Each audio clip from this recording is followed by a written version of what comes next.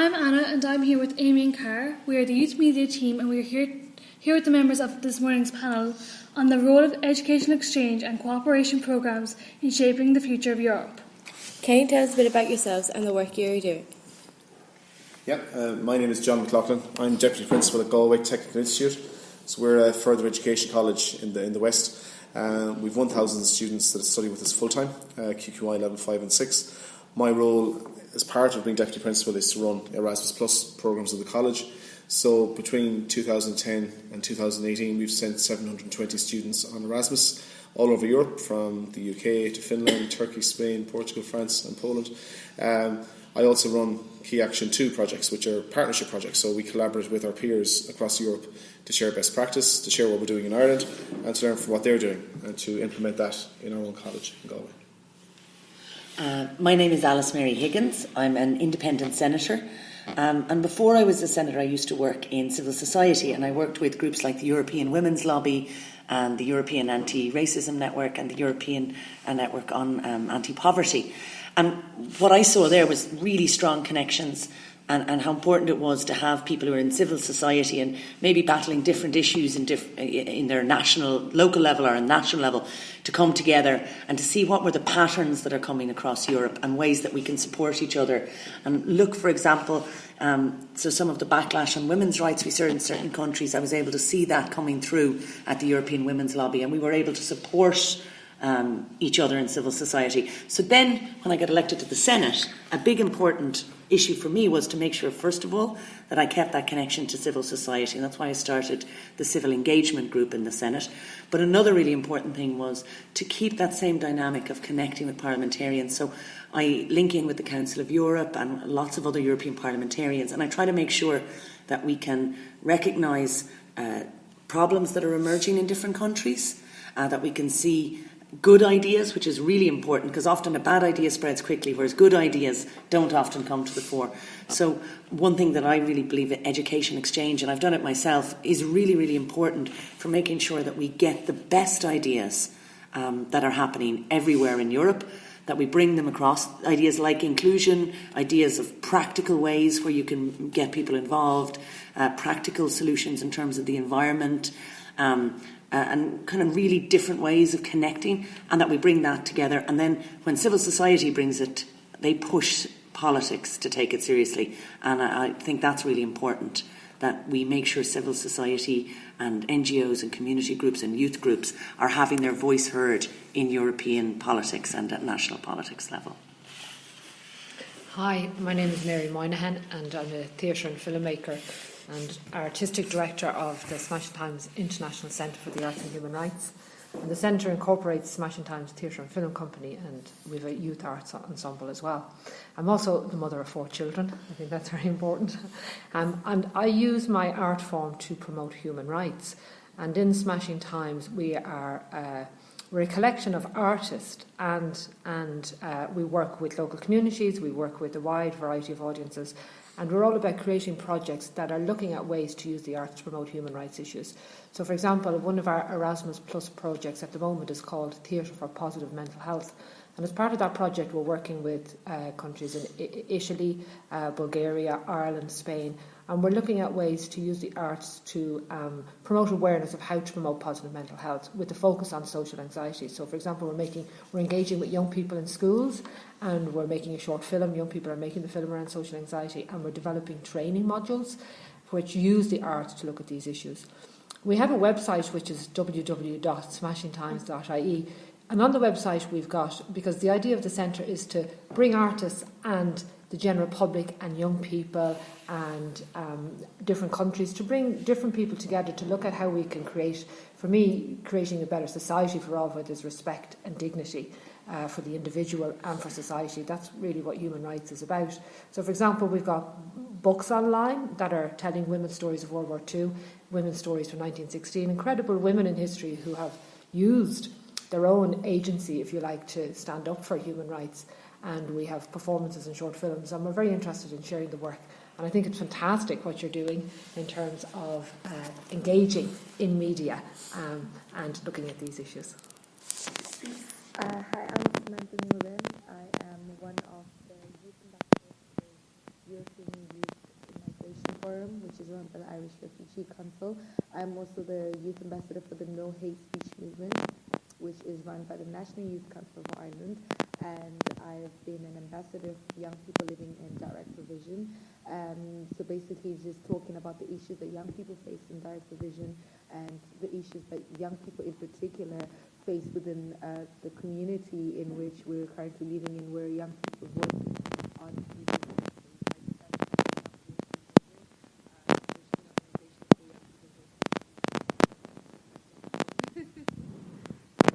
Many of you touched on the importance of connections in helping to shape our future. Can you elaborate on what you mean by this? Yeah, I suppose our Key Action 1 project is called MAKE, Moving Abroad for Knowledge and Experience. So the knowledge part of that is that they get to embrace the culture. And I suppose in embracing the culture of the country that they're working in, they make connections. And our students have made fantastic connections all over Europe. Some have been asked to go back and actually work back in their placement organisation in Tenerife, in CNN, in Istanbul, for example, and they've done so. So they've made fantastic connections. And that's just for students. So for teachers in GTI as well, we get a chance to organise, I suppose, professional development for themselves. We send them all over Europe as well to learn from their peers, where they go into observe classes and learn new teaching methodologies. So those powerful connections are really, really important for us, and it's an evidence base that we have now to show that we are doing the right thing, being involved in Erasmus+, and it is a huge benefit to us as an organisation. I think connections are more important than ever. I talked a lot when I was speaking earlier about complexity and the fact that, unity doesn't need to mean simplicity, and it doesn't need to mean stripping down to the all of the brilliant diversity that we have. That in fact, one of the best ways to be unified is when you realise that you are each person different, each community with different experiences, but that you are connected to each other and that we are interdependent. And I think the big challenges we face in the world today, looking at issues like climate change, looking at issues like how we protect peace, which is really important, they are about connections and they require everybody being involved. So when people talk about, I think the projects like this make really practical, real connections between peoples, but they also connect ideas, and they also allow us to kind of, I know we're going to talk about, but they allow us to pull back. And when you realise that you are part of a complex world and that you are connected to all the parts of it, that could seem intimidating, but I don't think it is. It's empowering, because it means that the action you take can have effects in all kinds of different places. And it also means that you might be able, if you feel very alone, to get solidarity from all kinds of different places. And it really is something to realise that the idea that maybe, for example, makes a real difference in terms of health or in terms of disability or in terms of the environment or in terms of housing, the ideas could happen anywhere. And because of the kinds of connections that you have the chance to draw on the best idea that happens wherever. And it could happen in a community group in Poland. It could be happening in, Namibia, in like a different way of registering births. There's all kinds of ideas. As a parliamentarian, for me, it's really exciting when you see a good idea happening somewhere in the world and you're able to make those connections. So that's why I think it's important. People talked about it a lot as well, but it's different now too, because there are forces that are really trying to sow division.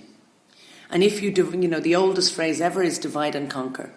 And we know that when you break people apart and make them very protective of a small part of the world, and you shrink the world around them, then that's a great way to divide people. And then you will still have very big forces, maybe economic or military forces and others. They will still continue to work globally. So that's why we need to make sure that citizens and all those who live in countries, regardless of what their citizenship status is, but everyone who is sharing any part of this country or planet together is making connections so that they are stronger and so that they are not vulnerable to divide and conquer. Because I'm a theatre and filmmaker, I'm very involved in storytelling. So we're always gathering stories and telling stories. And something I've discovered over the years is that everybody has a story to tell. And there's often incredible stories in a room where we would, for example, go in and do a storytelling workshop, and at the beginning we would always have people saying, well, we've no story to tell, or there's nothing happening here. And by the end of the workshop, you discover all these incredible stories that people have. And I think the idea of using the arts to bring people together to tell our story, so everyone has a right to tell their story, everyone has a right to have their story listened to and acknowledged. And I also think it's very important that we learn to listen to other people's stories. So we're stepping into someone else's shoes. And like theatre is a place where you go to, where you voluntarily go to hear someone else's story. So this idea of telling stories and connections is really important. And Erasmus Plus is brilliant for that, because it's bringing people together through different forms, through education, through the arts, through youth exchanges.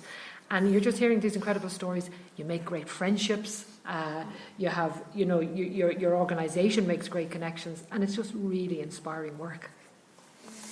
I think for me, the concept of connection would be assurance of social inclusivity in terms of who you, coming from a different country, if you're connected to people, you are included within the society, you're included within the community that you're currently living in, and the likes of being a student as well, you're connected to different students, and it opens doors for you. And it's not just connection in terms of knowing people, but it's connection in terms of opening doors and allowing yourself to reach out to a broader audience or to a different type of people. Like the likes of this event itself has connected me to the Senate. Yes. To, everyone. We did a play in Abbey Theatre where we were with the Discovery Gospel Choir and highlighting the issues that young people face coming from a different country, living in direct provision, going out of the system, because people think that the concept of being in direct provision is bad, or the experience is awful. But once you leave direct provision is when life begins to give you problems, because it's integrating with the Irish community. It's enabling yourself to find housing, to communicate. What references do you have? You only have reference from the hostel manager, in direct provision. So connections is just closing that gap between what you can do and what is afforded for you to do. So, yeah. How important is it for young people like ourselves to get involved in projects that would open doors for us and help broaden our perspective?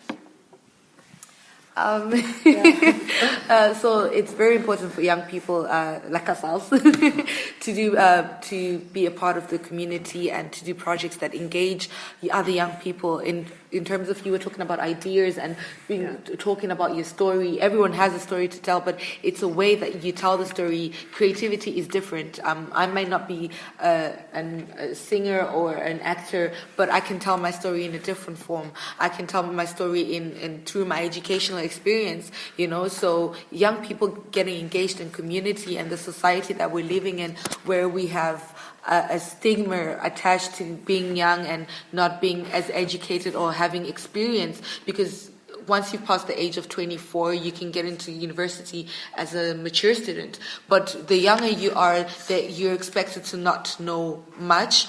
That's where the concept of voting at 16 comes in as well, where it's say that young people don't know how to make their own political decisions simply because of their age. So highlighting the fact that young people want to be a part of the community and the change that is happening within the country, politically, socially, and just being a part and putting ourselves out there is already closing the gap. I spoke about the young people connecting and becoming one within the 8th Amendment, where our older generation is telling us, because of the Catholic ways of how it was back in the days and how it is now with the modern society, that repealing the 8th is bad, it's a sin, and young people saying, no, but it's our body. So I think young people bringing themselves out and just putting themselves out there can highlight and close the gap between the stigma attached to being young and being socially and politically involved within the community. One thing I think is really important, and I spoke about it earlier, is that there's a lot of pressure to be cynical at the moment, and a lot of people tell you to be cynical, and that's a very disempowering thing. And the opposite, I think, to cynicism is not being complacent and assuming that everything is fine, because that's not good either. What you need to have is that people are not cynical, they're not complacent, but that they are challenging and that they are creative and that connected, like we talked, that they make those connections. And I think that's what we are seeing with the whole new generation of people, and I think projects